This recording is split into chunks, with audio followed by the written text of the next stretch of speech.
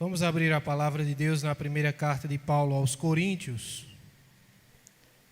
em seu capítulo de número 1,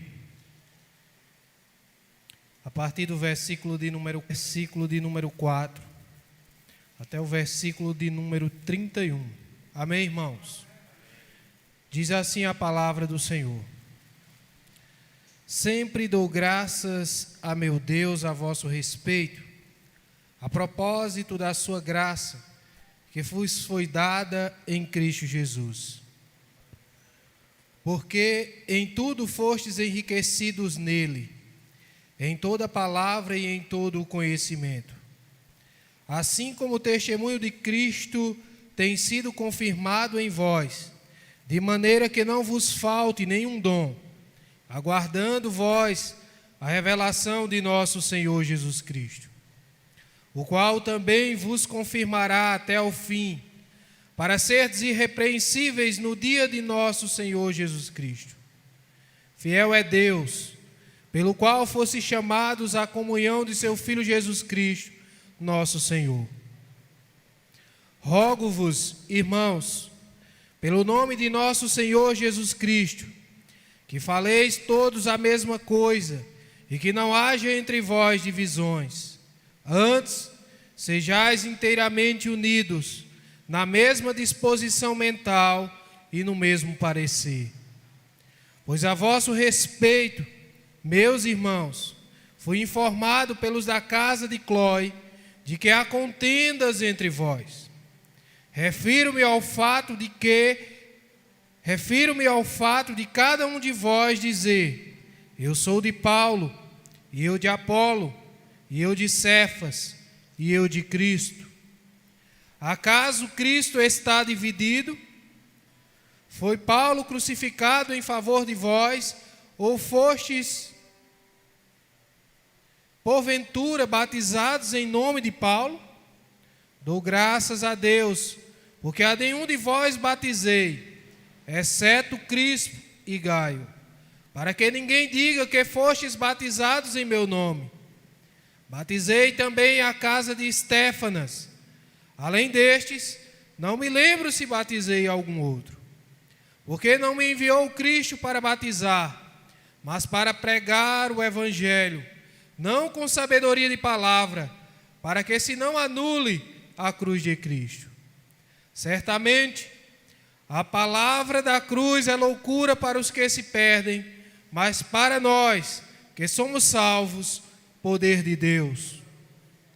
Pois está escrito: destruirei a sabedoria dos sábios e aniquilarei a inteligência dos instruídos.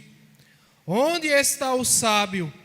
Onde o escriba? Onde o inquiridor deste século? Porventura, não tornou Deus louca a sabedoria do mundo? Visto como, na sabedoria de Deus, o mundo não o conheceu por sua própria sabedoria, aprove a Deus salvar os que creem pela loucura da pregação. Porque tanto os judeus pedem sinais, como os gregos buscam sabedoria. Mas nós pregamos a Cristo crucificado, escândalo para os judeus, loucura para os gentios. Mas para os que foram chamados, tanto judeus como gregos, pregamos a Cristo, poder de Deus e sabedoria de Deus. Porque a loucura de Deus é mais sábia do que os homens, e a fraqueza de Deus é mais forte do que os homens. Irmãos, reparai, pois, na vossa vocação, visto que não foram chamados muitos sábios segundo a carne, nem muitos poderosos, nem muitos de nobre nascimento. Pelo contrário, Deus escolheu as coisas loucas do mundo para envergonhar os sábios, e escolheu as coisas fracas do mundo para envergonhar as fortes. E Deus escolheu as coisas humildes do mundo e as desprezadas e aquelas que não são, para reduzir a nada as que são, a fim de que ninguém se vanglorie na presença de Deus. Mas vós sois dele em Cristo Jesus, o qual se nos tornou, da parte de Deus, sabedoria e justiça e santificação e redenção, para que, como está escrito, aquele que se gloria, glorie-se no Senhor. Amém? Que o Senhor... Sobre a grandeza, sobre a glória, só para aquele que de fato merece. Amém? Nos coloquemos de pé mais uma vez, por favor. Eu queria que vocês abrissem o texto sagrado de 1 Coríntios, capítulo 1, verso 26 a 31. Contexto, o irmão Jobs já leu na leitura inicial desse culto solene dessa noite. Mas eu queria simplesmente me ater ao verso 26 ao 31 do capítulo 1 de 1 Coríntios. Coríntios capítulo 1, verso 26 a 31 nos diz assim, olha: irmãos, considerem a vocação de vocês. Não foram chamados muitos sábios segundo a carne, nem muitos poderosos, nem muitos nobres de nascimento.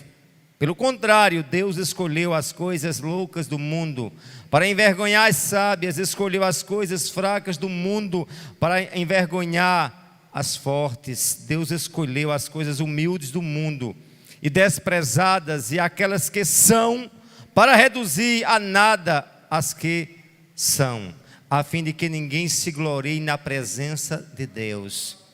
Mas vocês são dele e em Cristo Jesus, o qual se tornou para nós parte de Deus, sabedoria de Deus, justiça, santificação e redenção. Para, como está escrito, aquele que se glorie, glorie-se no Senhor. Vamos repetir simplesmente a última frase do verso 31. Aquele que se glorie, glorie-se no Senhor. Novamente, aquele que se glorie, glorie-se no Senhor. Senhor, verdadeiramente estamos aqui para dizer que Tu és grande, que Tu és poderoso, que Tu és soberano. Se faz presente entre nós e trata aos nossos corações o quanto nós não somos nada, o quanto Tu és tudo. Sendo Tu tudo, Tu és Tu digno de toda honra, de toda glória, em nome de Jesus. Meus queridos, poder sentar. E a partir do que acabamos de ler, a partir do contexto que foi lido no início, eu queria chamar vocês a atenção para nós percebermos que a glória é unicamente para o Senhor.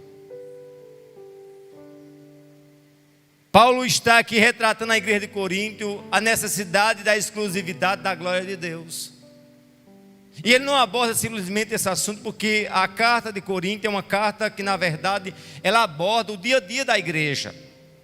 Ela é uma carta diferente, vamos supor, exemplo da de Romanos, que aborda de forma mais doutrinária. Mas Coríntios, ele reporta uma igreja dividida, uma igreja que se dizia espiritual, mas ao mesmo tempo era carnal. Uma igreja que vivia em divisão, um é de Paulo, outro é de Apolo, outro é de Jesus, eu sou isso, eu sou aquilo. E Paulo sintetiza essa verdade dizendo: ninguém é nada, só existe um que é digno.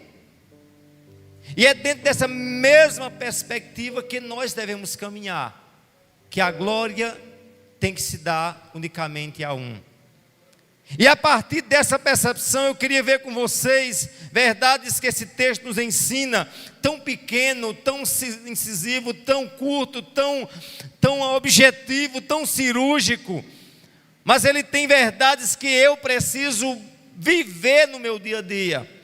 E você vê que Deus, ele nos mostra aqui no verso 26 ao 28, diz: irmãos, considere a vocação de vocês. Primeiramente, ele trata que você é vocacionado, você é chamado. Não é que você chama Deus, mas é que Deus te chama. Essa é a realidade escriturística, não é? Irmãos, considere a vocação de vocês. Não foram chamados muitos os sábios segundo a carne, nem muitos os poderosos, nem muitos os nobres de nascimento. Diga sábios, diga comigo, sábios, poderosos e nobres. O Paulo, ele enumera essas qualidades daquela época e diz: olha, as pessoas sábias, poderosas e nobres são pouquíssimos o qual Deus vocacionou. E aí eu quero mostrar a você que o chamado de Deus é para aqueles que reconhecem a sua insignificância. Porque geralmente há uma escassez de pessoas nobres, de pessoas sábias, de pessoas poderosas, vocacionadas por Deus, porque geralmente essas pessoas, elas acham que tem um rei na barriga, geralmente essas pessoas acham que de fato são detentoras da verdade, ou elas se encarnam na própria verdade. Mas eu quero dizer uma coisa: se você quer ser um chamado de Deus, um vocacionado de Deus, se você verdadeiramente quer ser um escolhido de Deus, você não pode se vangloriar, e você simplesmente é chamado a dizer: Senhor, eu não sou, mas Tu és. Amém, amados? E é justamente isso, que o chamado de Deus é para aqueles que reconhecem a sua insignificância. Jamais Deus vai salvar um indivíduo que não reconhece que é pecador. E eu sempre digo e reitero: uma das coisas primárias que a igreja tem que bater, de fato com clareza, é dizer que o homem é pecador, que o homem está de forma naturalmente destinado para o inferno. E a gente quer pregar para as pessoas um politicamente correto, a gente quer pregar uma bandeira do paz e amor, a gente quer pregar simplesmente: ó, Jesus te ama. Assim, ama, claro que ama, mas não pregar só um amor, mas pregar uma justiça de um Deus justo, de um Deus que proclama, que chama a mim e a você a viver uma vida de arrependimento. Meus queridos, as pessoas querem viver uma vida do bem-estar. Já observou a geração de hoje? É uma geração mimimi, é uma geração do mini-toque, é uma geração que não consegue se deparar com frustrações, você vê quantas pessoas, crianças, idosos, adolescentes, eles simplesmente por ver uma não curtida, uma cara feia na internet, eles já se matam, eles se cortam, eles fazem toda sorte de miséria. Eu quero dizer uma coisa a você: se você quer ser um vocacionado, que você quer reconhecer que você é um eleito, reconheça a sua insignificância. Eu sou um pecador, um miserável pecador, e eu preciso de um Salvador, e esse Salvador se reside na pessoa exclusiva de Cristo Jesus. Nós temos que pregar de fato que o homem é pecador, e nessa condição de pecador devemos pregar a exclusividade e a suficiência de Cristo no mundo relativo. No mundo que tem muitos cristos, ao bel prazer, mas à luz da Escritura se tem um Cristo ressurreto, um Cristo que morreu, um Cristo que sofreu, mas um Cristo, quer dizer a você, que há de vir com poder e grande glória. Que esses ímpios de hoje não querem reconhecer esse Cristo, não querem se dobrar diante desse Cristo, não querem confessar esse Cristo, mas a Bíblia diz de forma categórica que em um dado momento Cristo, quando voltar, toda língua confessará, todo joelho se dobrará e reconhecerá que existe apenas um Senhor. Mas eu, desde já, eu reconheço que eu não sou, mas que Ele é na minha vida. Eu não sei se você pode dizer da mesma forma. Eu não sei se você entende a sua incapacidade, a sua miserabilidade, a sua insignificância diante da grandeza daquele que de fato merece toda a glória, porque só Ele é. Amém, amados? E aí Paulo, ele remete à igreja de Corinto: olha, vocês aí que estão com essa confusão, com essa divisão, se achando espiritual, se achando isso, mas entendam que Deus não chamou muitos sábios, muitos poderosos, muitos nobres, mas ele prossegue: pelo contrário, Deus escolheu. Diga, Deus escolheu. Diga, é Deus que escolhe, é Deus que vocaciona, é Deus que chama. Deus escolheu as coisas loucas para envergonhar as sábias. Deus escolheu as fracas para envergonhar as fortes. Existe alguém fraco aqui? Existe alguém que para muitos é tido como louco? Aí Deus diz: são esses loucos que eu escolhi, são esses fracos que eu chamo, frente àqueles que se rotulam fortes. Meu amado, se nós queremos realmente entender o triunfo, se nós queremos ser exaltados, o caminho não é na prepotência, não é no nariz empinado, não é no peito estufado, mas no reconhecimento da nossa pequenez, da nossa insignificância, da nossa miserabilidade. Pastor, o senhor está tão sendo repetitivo, prolixo, e tem que ser mesmo. É necessário eu reconhecer o quanto eu não sou, mas só Ele é. Não cabe no trono duas pessoas, só existe um Senhor no trono, que é Ele. E só Ele é digno, e só Ele é Senhor, digno de honra e de glória. Amém, amados? Deus escolheu as coisas loucas do mundo para envergonhar as sábias. Deus escolheu as coisas fracas do mundo para envergonhar as fortes. Deus escolheu os humildes do mundo e desprezados, para aqueles que não são, para reduzir em nada os que são. Diga, Deus escolheu, diga, os loucos, os fracos, os humildes e os desprezados.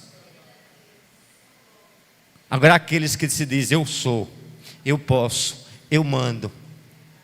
Aí Deus disse, olha, só quem manda sou eu, só quem grande sou eu, só quem poderoso sou eu. Quem é o homem? O homem é nada, um zero à esquerda. O que é um homem? Meus queridos, entendamos o que é que a Covid está fazendo com o mundo. Nós estamos entrando 2 anos de pandemia. Aí eu vi o povo dizendo, viva a ciência, viva o SUS, é vacina. Aí só precisa de uma picadinha só. Aí depois é a segunda, é a terceira, é a 14ª, é a 20ª. Não estou dizendo que ninguém não toma vacina, não vão distorcer minha fala. Eu só quero dizer a você que quem mantém eu e você vivo não é vacina, não é UTI, nem A nem B. Quem deu a vida e quem tira a vida é aquele que tem um comando. Claro que o que tiver ao meu alcance eu tenho que fazer, sim, é claro. Agora não queira você dizer, eu não pego Covid, eu estou imune, eu estou isso, meu cara, tu és um bagaço, tu és um zero à esquerda, eu e você, nós somos um bolo de barro.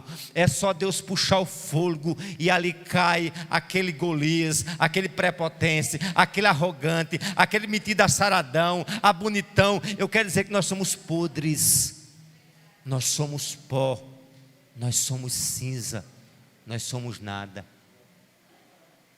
Se você quiser reconhecer Deus, você tem que sair, destronar o seu ego a partir de hoje. E eu digo e sempre digo e reitero dizendo isso: o grande adversário nosso é o nosso ego, em acharmos que somos, que podemos, que estamos no controle. Não é não? A gente já está no controle. Aí Deus disse, eu vou mandar só um vento de ansiedade. Vou mandar só uma lapadinha de melancolia. Vou mandar para ti só um vendavalzinho. Vou mandar para ti só uma covidzinha. E mostrar que eu sou. Só Ele é. Aí veja bem o que é que Paulo está dizendo. Olha, foram os sábios que Deus escolheu, foram os nobres, foram os poderosos. Não, Deus escolheu contra os humildes, os desprezados, os tidos como louco. Para quê? De fato escolheu os desprezados e aqueles que não são, para reduzir a nada os que são. Eu não digo não os que são, mas os que pensam ser. Tem pessoas que pensam que são, mas não são nada, porque o homem não é nada. O homem é uma sombra, o homem é um pó, o homem é um esterco, o homem é nada. Agora o discurso de hoje é dizer que você é o cara, que você é belo, é o bem-estar, mas o que a Escritura mostra é dizer que nós somos incapazes de nós mesmos de alguma coisa, a não ser por meio dele e para ele. Porque tudo foi feito por meio dele, para ele. É isso que a Bíblia deixa bem claro. Amém, amados? E aí eu quero caminhar com vocês a partir do verso 29, dizendo que não tem espaço para o homem se envaidecer. Olha, analise comigo o verso 29, diz, a fim de que ninguém se glorie na presença do Senhor. Deus fez tudo isso para o quê? Para que ninguém se glorie na presença dele. Eu comecei assim, interessante. Paulo diz, ninguém se glorie na presença do Senhor. Aí a gente tem a ideia de que a presença de Deus está restrita à igreja, né? Ninguém se glorie na presença dele, pronto, assim, onde Deus não estiver presente eu posso me gloriar. Aí eu comecei a pensar, e onde é que Deus não está presente? Me diga. Se a Bíblia diz que Ele é o quê? Onipresente. Não tem um pedaço de tempo e espaço que Ele não esteja lá. Não tem um lugar que Ele não diga eu mando. As pessoas têm um conceito errado disso. O Satanás está no inferno, no trono, com a chave, espeta nos outros, ou com um tridente. quero dizer a você que o diabo nem no inferno ele manda. O diabo não manda em nada. O diabo não manda na terra. O diabo não manda em mim, em você. O diabo realmente o que ele manda na terra é o que ele roubou do homem que Deus delegou. Eu quero dizer a você que tudo está no controle dele. É isso, meu amado, que o texto deixa bem claro que ninguém, olhe, para que ninguém se glorie na presença dele. Ou seja, como é que alguém vai se gloriar? Porque não tem como fugir da presença daquele que é. O Salmo 139 mostra isso. Para onde fugirei de tua presença? Se fizer no Sheol, no inferno, nos mais profundos dos mares, nos mais profundos da terra, se subir ao céu, tentar me esconder, lá tu estás. Eles a luz, melhor dizendo, e as trevas para ti são a mesma coisa. O Deus no qual nós servimos, esse Deus eterno. Esse Deus que não tem como conceituar, como descrever sua grandeza. Por isso ele não abre mão de que só ele é. Eu ignoro muitas igrejas que fazem de tudo menos cultuar a Deus. Eles vão para lá, são chaleram, eles bajulam, fazem tudo menos o quê? Um culto. Aqui só existe uma estrela, um Senhor. Aqui só existe um lugar para um trono, que é daquele que manda. E o resto são servo. E por sinal inútil, incapaz como eu e você, porque só Ele é. Amém, amados? Só Ele é. Onde Ele diz que Ele reduz aqueles que acham que são, a nada. Isaías deixa bem claro que as nações diante do Senhor são um nada, um vácuo, um zero à esquerda. E aí por fim, meu amado, o verso 30 diz, olhe, mas vocês são dele, em Cristo Jesus, o qual se tornou para nós, da parte de Deus, sabedoria, justiça, santificação e redenção, para que, como está escrito, aquele que se glorie no Senhor. O que eu encerro dizendo, nós somos dele e para a glória dele. Diga, eu sou dele e fui criado para a glória dele. Por isso Paulo diz, olha o verso 30, mas vocês são dele. Diga, eu não sou de mim mesmo, eu tenho um dono, eu tenho um Senhor, eu tenho alguém que tem a mim como propriedade. Você é propriedade, se você é vocacionado, se você é eleito, se você é escolhido, entenda que você tem um dono. Amém? Não é bom saber disso? Não é bom saber que a gente tem um dono? Como ele diz aqui, olha, mas vocês são dele, em Cristo, o qual tornou para vós o que? Parte de Deus. Em que? Diga, sabedoria, justiça, santificação e redenção. Daria um N sermões só em trabalhar aqui o conceito de sabedoria, de justiça, de santificação e de redenção. Mas aí eu encerro, o verso 31 diz, olha, que Deus mostra que nós somos dele, e em Cristo ele tornou sabedoria, justiça, santificação e redenção, diga para, e para nos remete a uma finalidade, para o quê? Para que, como está escrito, aquele que se glorie no Senhor. Se você dormiu hoje, se você fez qualquer atividade das mais simples à mais complexa, nunca esqueça, por meio dele, porque dele, por meio dele, para ele, são todas as coisas. A ele seja glória, a ele seja glória, a ele seja glória, a ele seja toda glória. Que desapareça o meu eu e o teu, e seja o nome do Senhor honrado para todo sempre. Amém? Nos coloquemos de pé e vamos louvar com esse hino que diz assim, olha, ao único que é digno de quê? O quê?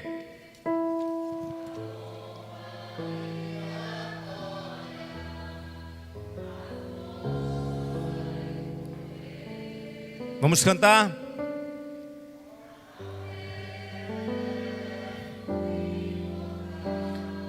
invisível, mais real, a Ele ministramos o louvor. A Ele, levanta tua mão assim. A único que é digno. O quê? A honra e a glória, a força e o poder ao Rei eterno e imortal,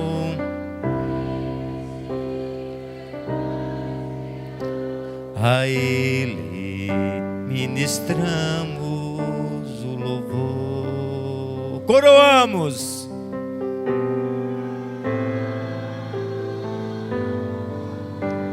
A ti, ó Rei Jesus, coroamos. A ti, ó Rei Jesus, exaltamos o teu nome, rendemos, consagramos todo o nosso Rei a ti. Consagramos todo o nosso Rei a ti. Ainda de pé, eu só quero dizer uma coisa, meus queridos. Nós vamos orar. Eu queria que a Maísa viesse com a sua filhinha para cá, mas eu queria que você colocasse suas mãos aqui no peito. Dissesse: Deus, olha, 2021 está se acabando, 2020 vem por aí. Quantas pessoas que estavam entre nós que já partiram em 2021? E o desafio meu e teu, não sei. Possa vir mais para cá, minha filha, Marlene. E o que é que eu quero que você diga? Deus, eu não sei o que tem no meu futuro, eu só sei que o meu futuro está em tuas mãos. Você pode dizer isso? Eu estou me preocupando, Senhor, com uma causa. Isso tem tirado talvez o seu sono, dado gastrite em você, dado ansiedade em você, crise de pânico em você. Mas eu quero dizer uma coisa a você. Deus diz para mim e para você: sou eu, o Senhor, que já tem tudo, as rédeas do destino. Aquilo que te faz ansioso, Deus diz: descanse. Deus marcou o dia de eu nascer e o dia de eu morrer. Você crê nisso? Tem tudo, Maísa, dentro do controle de Deus. As coisas fogem do meio do teu controle, minha filha, mas o de Deus não foge. Só que a gente é carne, só que a gente fica preocupado, só que a gente fica depressivo, a gente fica angustiado assim. Mas a gente vai dizer: Deus, eu quero me lançar como uma criança indefesa, como aquela criança que depende totalmente do seu pai, depende totalmente da proteção de sua mãe. É isso que eu quero fazer. Eu quero descansar na sombra do Onipotente, como diz o Salmo 91, e saber que Ele é Deus. Saber que vindo câncer ou não vindo câncer, que vindo depressão, que vindo angústia, que vindo doença, que vindo inflação, mas Deus é Deus. E muitas vezes eu não entendo, tu não entendes. E Deus não nos chamou para entender, Deus chamou a gente para obedecer, adorá-lo. Que o Espírito de Deus passe no teu coração agora. Que o Espírito de Deus passeie trazendo paz. Que o Espírito de Deus passeie no teu coração trazendo tranquilidade. Que o sapato que você pede, que a roupa nova, que a provisão, mas sobretudo dormir ser um tranquilizante. Que aquela bênção que você pede, que venha ser para a sua glória, que Deus traga sobre a sua vida. E que Deus lhe dê paz, meu querido. que 2020 venha por aí, 2022 venha. Mas eu vou entender, Senhor, eu vou entrar em 2022 sabendo que eu preciso totalmente de Ti. Muitos entraram em 2021 e não chegaram como a gente chegou. Mas eu estou aqui, você está, porque Deus disse: olha, esse sim vai chegar. E nós estamos totalmente dependentes dEle. Deus, eu quero entregar essa criança em Tuas mãos. Quero colocar minhas mãos diante dessa criança. Eu não sei que propósito tem nesta vida, eu não sei que propósito tem nesse negócio. Essa menina vai ser cirurgiada, Senhor. Não seja as mãos, Senhor, dos médicos, mas seja Tuas mãos. Traz, Senhor Pai, sobre esta mãe, Senhor, que precisa muito, Senhor, de um milagre, de uma provisão. Senhor, que essa criança não fique no braço dessa mãe, mas essa criança venha ser, Senhor, acolhida por Ti. Seja, Senhor, faça um milagre para a Tua glória. E que Tu trabalhe na vida de Maís, na vida dessa criança. E que ela testemunhe que Tu és um Deus, fazendo ou não fazendo, Tu és Deus. Eu não estou aqui impondo nada, que quem sou eu para impor a Ti? Eu digo a Ti, Tu fazendo ou não, Tu és Deus. Mas eu creio no milagre. Eu creio que Tu podes fazer um milagre. E eu quero entregar estas vidas. Eu quero entregar essa família em Tuas mãos. Eu quero entregar o seu filho e sua filha em Tuas mãos. Que haja um milagre de Deus na sua vida. Você pode levantar a sua mão assim.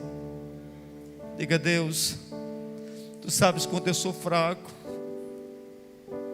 Tu sabes o quanto eu preciso de Ti. Deus Te conhece. Deus sabe onde mora o meu pecado, o Teu pecado. Mas Ele também sabe onde mora as minhas fraquezas e as Tuas fraquezas. Para muitos você é forte, para muitos eu sou forte, mas Deus sabe o quanto nós somos fracos. Mas Deus te dá fortaleza.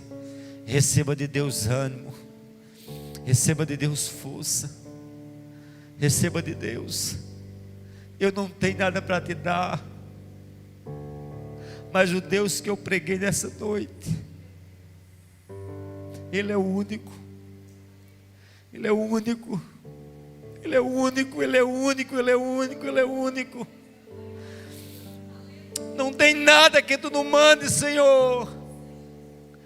Eu te peço, adentra este coração e mostra para esse crente, essa vida que está aqui, que Tu és único. Ele precisa de Ti como eu preciso. Feche sua mão assim e diga: Senhor, eu vou, Senhor, crendo que a força não está em mim, a força não está no pastor, mas a força está naquele que me fez forte, que me fez salvo, que me escolheu, que me vocacionou, que me chamou não para a desgraça, mas para o triunfo, para a regeneração em Cristo Jesus. Que o Deus de Israel, o Deus de Abraão, de Isaac e de Jacó, seja sobre tua vida, te dê paz. Você pode aplaudir o Senhor? Amém, minha filha. Deus abençoe tua vida. A gente vai estar orando, continuando orando por sua filha, viu? Espero que Deus faça um milagre e você venha aqui não chorar, mas se alegrar. Agora nunca esqueça, ou chorando ou se alegrando, diga: só Ele é. Amém? Nunca esqueça, porque muitos têm dito: Deus tem a obrigação de curar. Não, Deus cura quando Ele quer. Agora eu creio que quando Ele quer, Ele faz. Amém? Deus abençoe tua vida. Amém? Oro por essa família. Vai ser amanhã a cirurgia cardíaca, não é isso? Olha, eu quero que vocês coloquem na sua a posição dessa mãe. Amém? Imagine se fosse Alicia. Imagina, Job, se fosse Abraão. Eu quero que você se coloque na brecha, porque não é o teu, mas é o dela. Amém? E a gente sabe a complexidade, mas Deus é Deus. Amém? Amém? Amém, queridos? Pode sentar, se quiser sentar aí, pode ficar à vontade. Maísa, irmãos, que nós sejamos bênção, viu?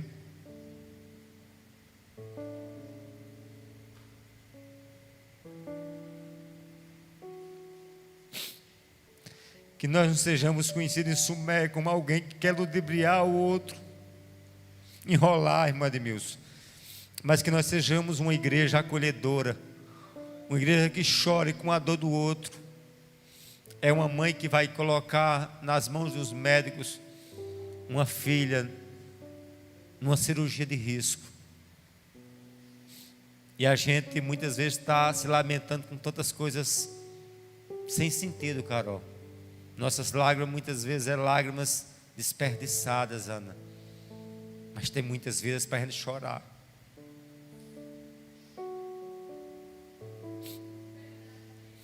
Tem muitas vidas para a gente abraçar e cuidar.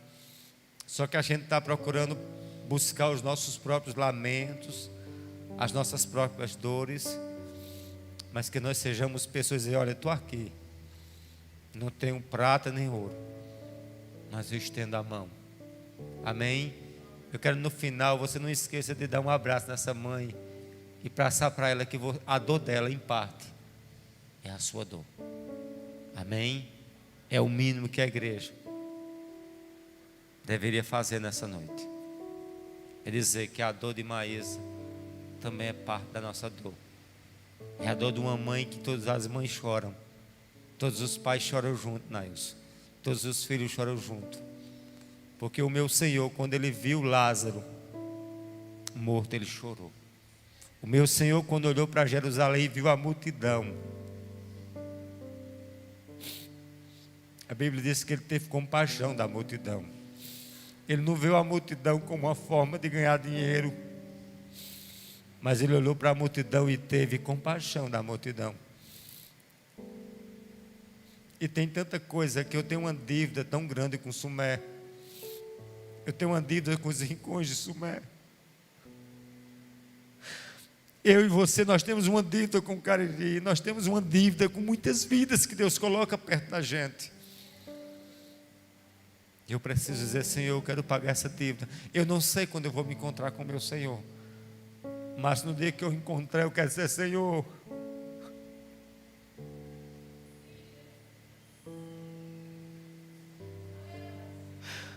as vidas que tu me desse para pastorear estão aqui, Senhor. As vidas que tu resgatasse, que tu colocasse no meu ministério, estão aqui, Senhor. Não são minhas, são suas. E eu simplesmente sou um líder com vocês, para arrastar vocês, para conduzir vocês, cansado como eu, fraco como eu, mas que temos um Deus forte, que tem muitas vidas aqui em Sumé que serão resgatadas através do teu ministério. Você crê nisso? Através das vidas que estão aqui, e vidas miseráveis como a minha e a sua, mas Deus é Deus. Seja o Senhor louvado. Amém?